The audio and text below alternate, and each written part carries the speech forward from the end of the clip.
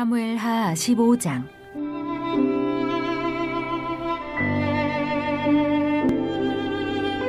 그 후에 압살롬이 자기를 위하여 병거와 말들을 준비하고 호위병 50명을 그 앞에 세우니라. 압살롬이 일찍이 일어나 성문 길 곁에 서서 어떤 사람이든지 송사가 있어 왕에게 재판을 청하러 올 때에 그 사람을 불러 이르되 너는 어느 성읍 사람이냐 하니 그 사람의 대답이 종은 이스라엘 아무 지파에 속하였나이다 하면 압살롬이 그에게 이르기를 보라 내 일이 옳고 바르다마는 내 송사를 들을 사람을 왕께서 세우지 아니하셨다 하고 또 압살롬이 이르기를 내가 이 땅에서 재판관이 되고 누구든지 송사나 재판할 일이 있어 내게로 오는 자에게 내가 정의 베풀기를 원하노라 하고 사람이 가까이 와서 그에게 절하려 하면 압살롬이 손을 펴서 그 사람을 붙들고 그에게 입을 맞추니 이스라엘 무리 중에 왕께 재판을 청하러 오는 자들마다 압살롬의 행함이 이와 같아서 이스라엘 사람의 마음을 압살롬이 훔치니라. 4년 만에 압살롬이 왕께 아뢰되 내가 여호와께 서원한 것이 있사오니 청하건대 내가 헤브론에 가서 그 서원을 이루게 하소서. 당신의 종이 아람 구술에 있을 때에 서원하기를 만일 여호와께서 반드시 나를 예루살렘으로 돌아가게 하시면 내가 여호와를 섬기리이다 하였나이다. 왕이 그에게 이르되 평안히 가라 하니 그가 일어나 헤브론으로 가니라. 이에 압살롬이 정탐을 이스라엘 모든 지파 가운데에 두루 보내 이르기를 너희는 나팔 소리를 듣거든 곧 말하기를 압살롬이 헤브론에서 왕이 되었다 하라 하니라. 그때 청함을 받은 200명이 압살롬과 함께 예루살렘에서부터 헤브론으로 내려갔으니 그들은 압살롬이 꾸민 그 모든 일을 알지 못하고 그저 따라가기만 한 사람들이라. 제사 드릴 때에 압살롬이 사람을 보내 다윗의 모사길로 사람 아히도벨을 그의 성읍 길로에서 청하여 온지라. 반역하는 일이 커가매 압살롬에게로 돌아오는 백성이 많아지니라.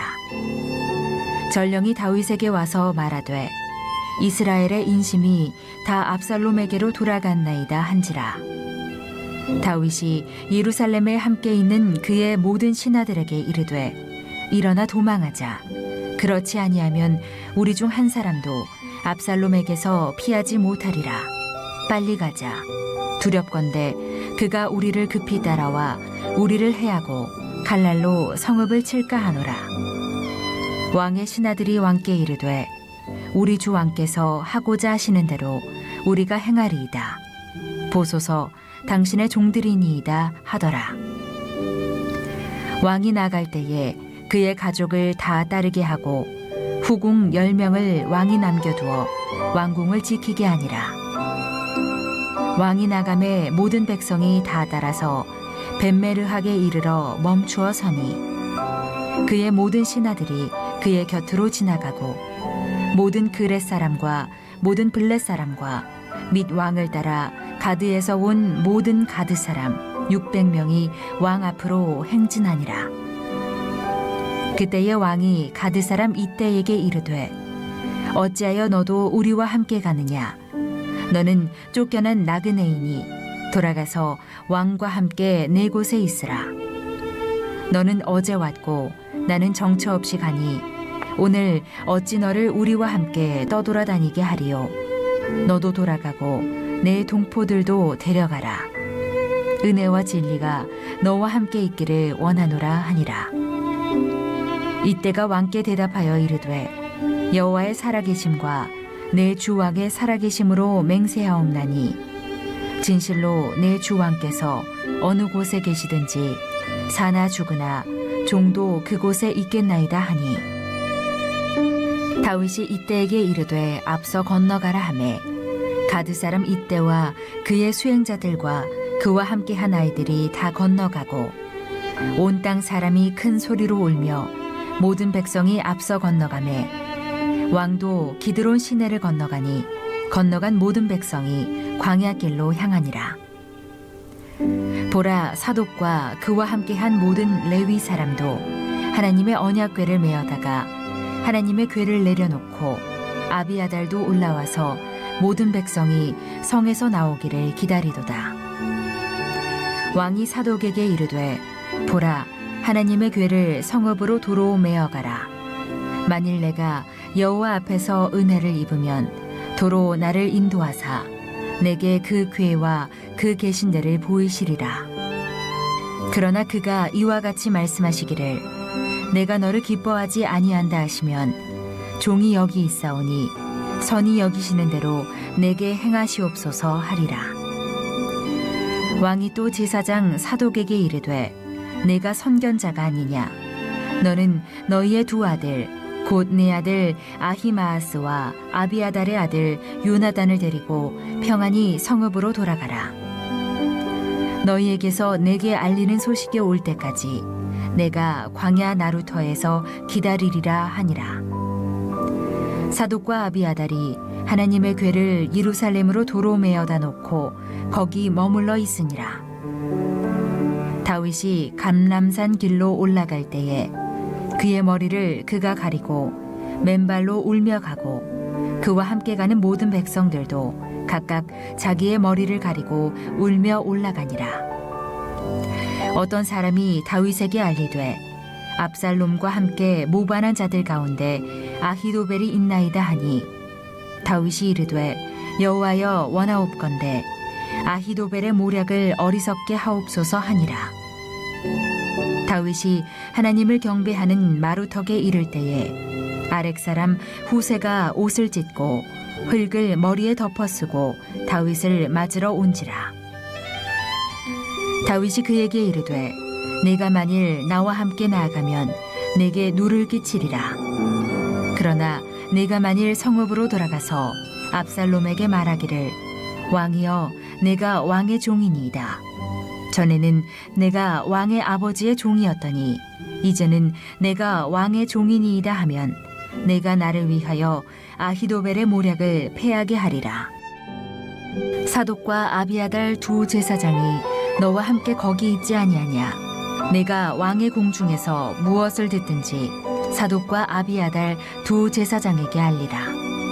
그들의 두 아들 곧 사독의 아히마아스와 아비아달의 요나단이 그들과 함께 거기 있나니 너희가 듣는 모든 것을 그들 편에 내게 소식을 알릴지니라 하는지라. 다윗의 친구 후세가 곧 성읍으로 들어가고 압살롬도 예루살렘으로 들어갔더라. 오늘 이 무더위 속에서도 이른 새벽 미명 하나님 품에 나오신 여러분 모두를 주님의 이름으로 축복하고 또 환영합니다. 여러분이 있어서 여러분의 가정이 희망이 있는 줄 믿으시기 바랍니다. 기도의 사람, 말씀의 사람, 그 사람을 통해서 하나님은 오늘도 하나님의 일을 행하시는데, 적어도 여러분의 가정에 여러분이 있으니 하나님의 역사가 끊이지 않게 될 줄로 믿습니다. 또 여러분이 계셔서 또 갈릴리 교회가 희망이 있어요. 자기 자리를 지키는 일, 특별히 이 위기의 때에 말씀의 자리, 기도의 자리, 예배의 자리를 지키는 일이 얼마나 귀한 일인가요? 자기가 있어야 할 그 자리를 잘 지킬 수 있는 그런 믿음의 사람들이 다 되시기를 간절히 바랍니다. 오늘 이 사무엘하 15장 말씀인데 참으로 너무너무 안타까운 그런 내용이에요. 참 사무엘하 15장 말씀 이렇게 묵상하기도 너무 부담스러운 그런 말씀이죠. 아버지와 아들과 아버지 사이에 일어난 참 끔찍한 일이고 생각조차 하고 싶지 않은 이러한 비극적인 사건이 일어나게 됩니다. 요압의 주선으로 다윗과 화해를 하게 된 압살롬은 이제 왕자로서의 그 위상을 회복하게 됩니다. 자, 그러면은 압살롬이 왕자로서의 그 위상을 회복하게 되었으면은 그가 감사하는 마음으로 그렇게 다윗을 잘 섬기고 나라를 잘 섬기며 나가야 될 텐데, 압살롬의 속마음은 달랐어요. 겉으로는 주의를 회복해 주었지만은 그러나 그의 마음은 왜곡되어 있었고 삐뚤어져 있었고 그래서 잘못된 생각으로 가득하였다. 그래서 그가 무려 4년 동안 반역을 꾀합니다. 그래서 4년이라는 시간 동안 끊임없이 자기 아버지죠, 다윗 왕이 자기 아버지를 반역하기 위해서 준비를 해나갑니다. 그런 비극적인 사건이 이 사무엘하 15장을 통해서 나타나게 되는데, 보세요. 압살롬이 이제는 자기 아버지 주군인 다윗을 위하여 움직이는 것이 아니고 자기 자신을 위하여 움직이는 사람으로 전락해버리고 맙니다. 여러분, 그 내용이 1절에 나오는데 우리 함께 읽어봅니다.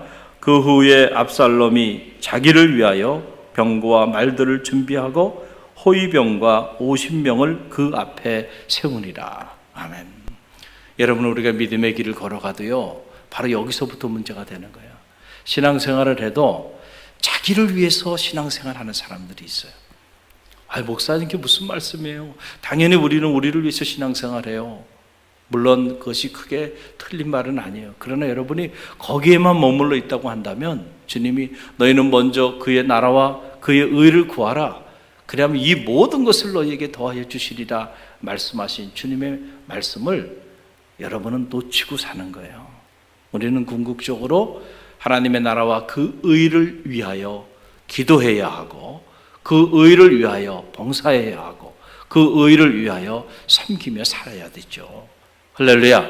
그래서 우리의 삶은 우리를 통하여 하나님을 위하여 사는 사람들이 되어야 되는데, 이제는 난 더 이상 하나님을 위하여 사는 게 아니고 나를 위하여 사는, 신화된 위치에서 또 인간적으로 보면 자녀된 삶의 자리 속에서 마땅히 그가 자기 아버지 주군인 다윗을 위하여 병거를 모으고 다윗을 위하여 그가 행동을 하며 나가야 될 텐데, 이제 그는 자기를 위하여 일하기 시작한다.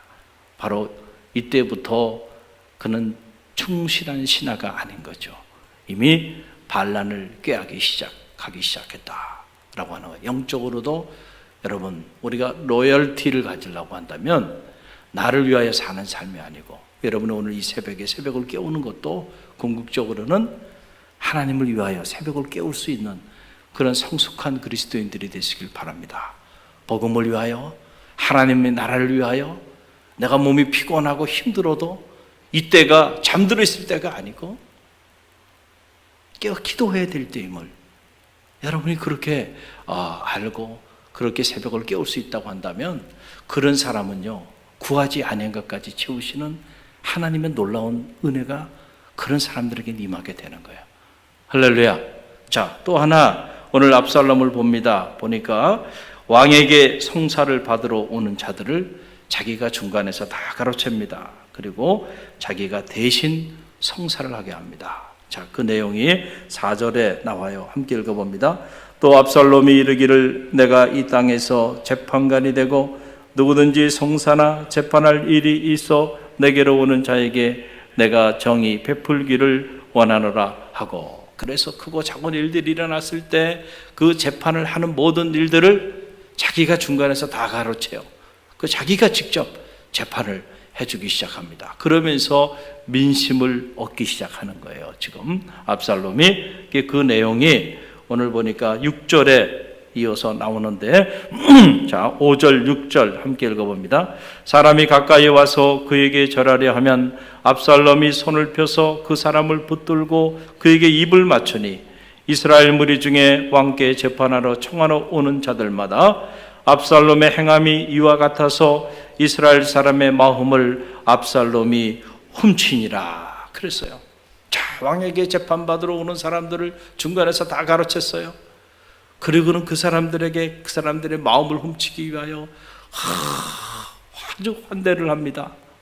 그리고는 그 사람들을 위하는 척을 해요. 그러니까 사람들이 이 일을 다 이렇게 전하지 않겠어요? 했더니 압살롬이 이렇게 나를 예우하더라. 그 사람들의 마음이 누구에게로 다 가버린 거야? 압살롬에게로 다 가버린 거예요. 야, 참 무서운 일들이 일어나게 되는 거죠. 어떻게 하다가 자식이 이 모양이 됐을까? 그렇죠? 어떻게 하다가 자식이 이 모양이 됐을까? 가만히 보면요, 저는 그런 생각이 들어요. 다윗 책임도 있다고 생각합니다. 다윗 책임도 있어. 여러분 보세요. 왜 다윗 책임도 있냐면 이 사무엘 하에서 나타나는 다윗의 모습을 보면, 적어도 자기 자식에 대한 모습을 보면 어떻게 보면 너무 무책임해. 어떻게 보면 그저 자식을 사랑한다는 그 미명 아래 자식들이 잘못된 길을 가고 있는데도 거기에 마땅한 엄한 징계를 내리고 채찍질을 해서라도 그들의 잘못된 길을 고쳐줘야 되는데 그냥 다 이래도 오케이 저래도 오케이, 그저 자식을 사랑하는 안타까운 마음만 있을 뿐이에요. 여러분, 우리를 향한 하나님의 사랑은요, 이런 사랑이 아닙니다. 하나님은 공의로우실 뿐만 아니고 사랑의 하나님이에요. 그래서 정의가 없는 사랑은 거짓된 사랑이고요, 또 사랑이 없는 정의도 거짓된 정의죠. 그래서 언제나 하나님은 우리가 불의를 행할 때 그 불의를 그냥 하나님께서 모른 척 하시는 것이 아니고 반드시 불의에도 심판하시는 분이세요. 불의한 길을 걸어갈 때 징계하시는 분이시기도 하신다는 거예요. 왜 징계해요? 그 징계는 하나님의 사랑으로부터 흘러오는 거죠. 우리를 변화시키기 위하여, 우리를 계도시키기 위하여 때로 하나님은 사랑의 매를 들기도 하시는 분이시다라고 하는 그런 사실이에요. 그런데 다윗에겐 이런 모습이 없어. 그저 자식에 대한 사랑, 안타까운 마음만 있어요. 그래서 자식 다 망쳐버린 겁니다. 여러분 보세요.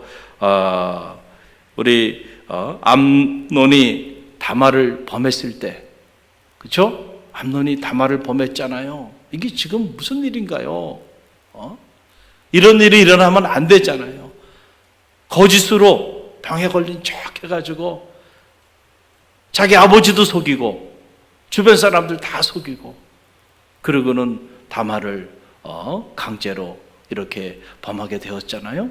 여러분, 그럴 때 다윗이 알았잖아요. 그런데 다윗이 아무런 징계를 내리지 않아요. 그냥 덮어버려. 그러니까 그 소식을 듣고 압살롬이 화가 날 거야, 안 날 거야? 화가 나죠. 이 일의 시작은 거기서부터 시작된 거예요, 어떻게 보면. 그래서 압살롬이 그래, 두고 보자, 가만히 있어라. 그리고는 암논이 아무 일이 없다는 듯이 그렇게 살아가요. 그래서 그 2년 동안 칼을 갈다가 결국은 기회를 만들어서 어떻게 한 거예요? 압살롬이 암논을 죽이게 되는 거 아닙니까? 만약에 이런 생각이 들어요. 만약에 다윗이 그 일이 일어났을 때 암논이 다말을 그렇게 거짓으로 다 속이고 그렇게 범했다, 당장 그놈을 불러다가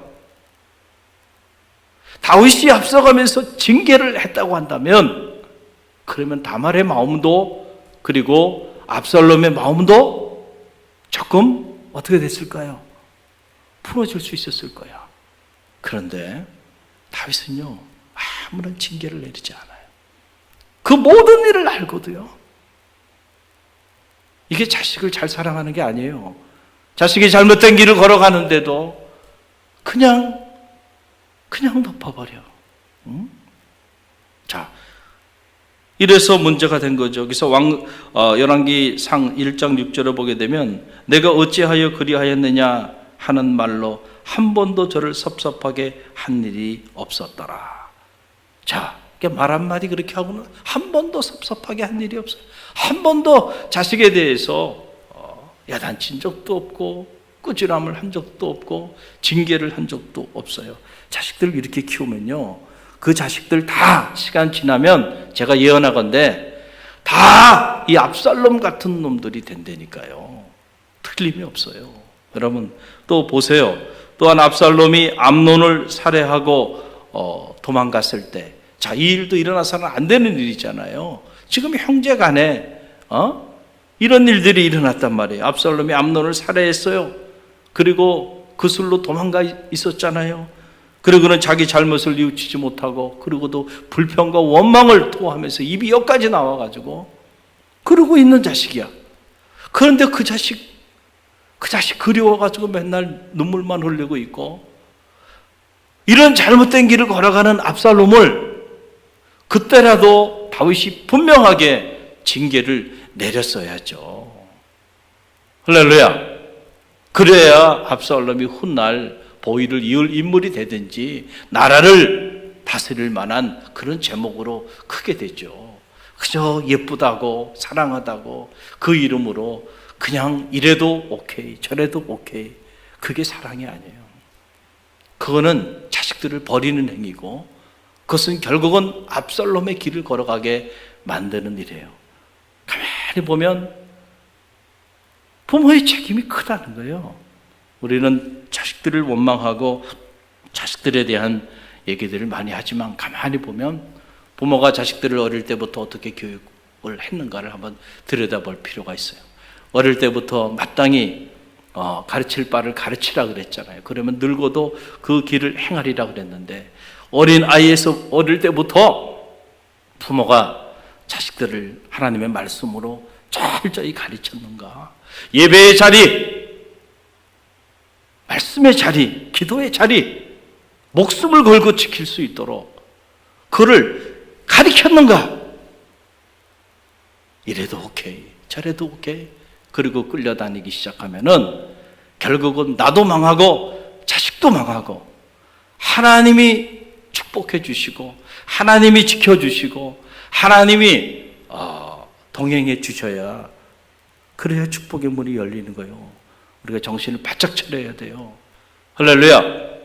그래서 부모가 자식들이 하나님의 뜻과는 다른 길을 걸어갈 때는요, 정말 안타까운 마음을 가지고요, 목숨을 걸고라도요, 그 자식을 방치해 놓으면 결국은 압살롬 같은 자식이 되고 만다니까요. 그래서 때로는 채찍질도 해야 되고요, 징계도 해야 한다. 그래서 지혜서인 잠언에 보게 되면, 잠언 13장 24절 보게 되면, 매를 아끼는 자는 그의 자식을 미워함이라, 자식을 사랑하는 자는 근실히 징계하느니라 그랬어요.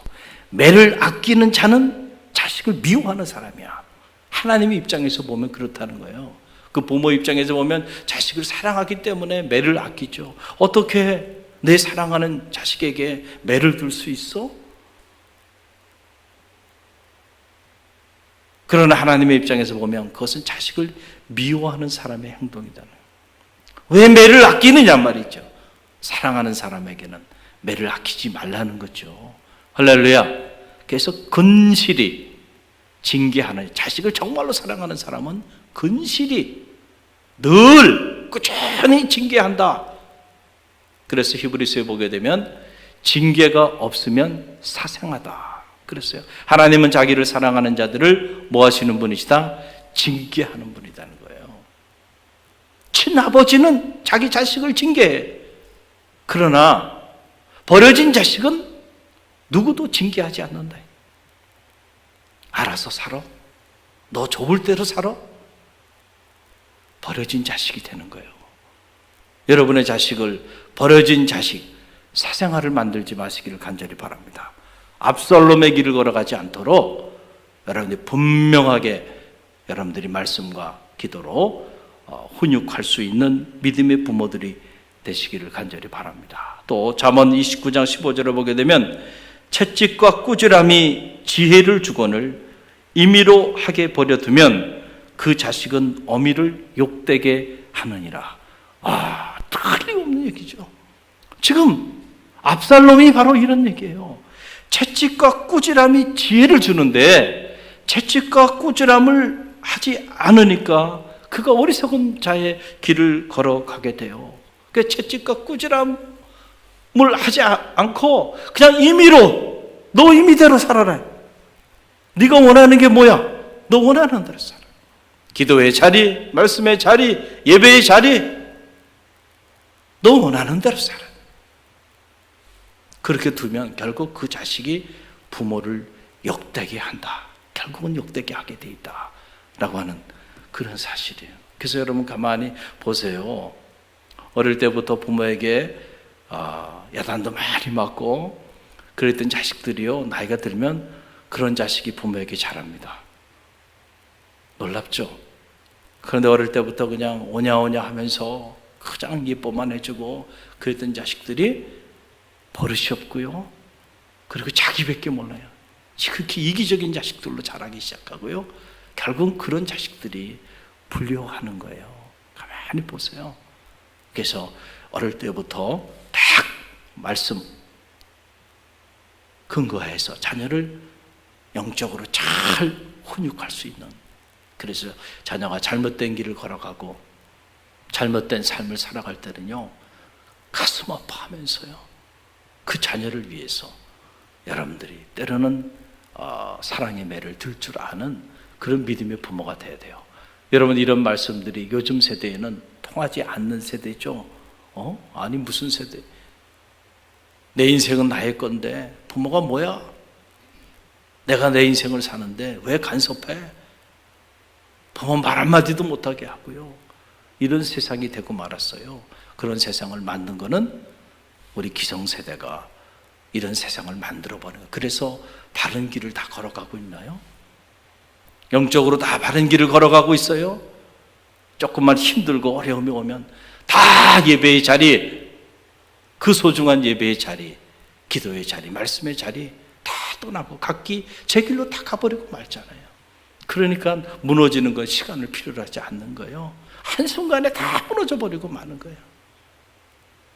왜냐하면 어릴 때부터 철저히 훈련을 받지 못했다, 교육을 받지 못했어요.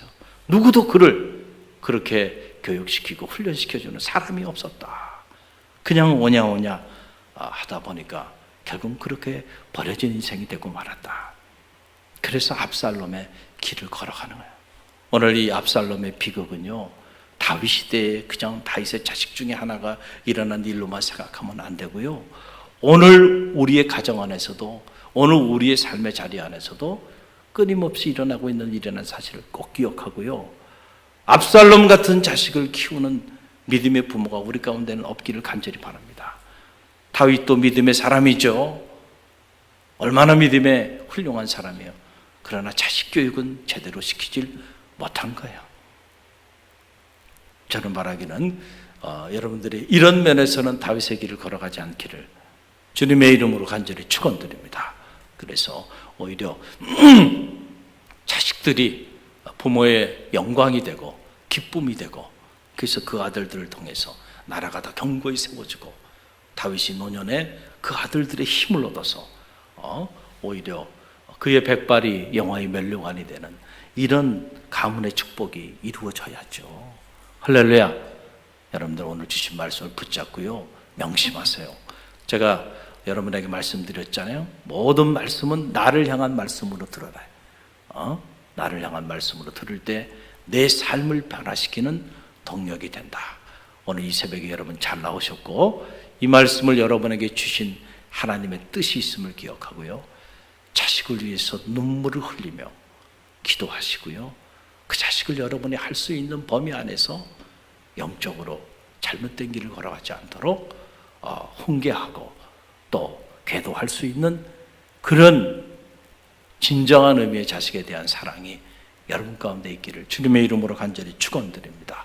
오늘 주신 말씀 붙잡고 우리가 기도하며 나아가도록 하겠습니다.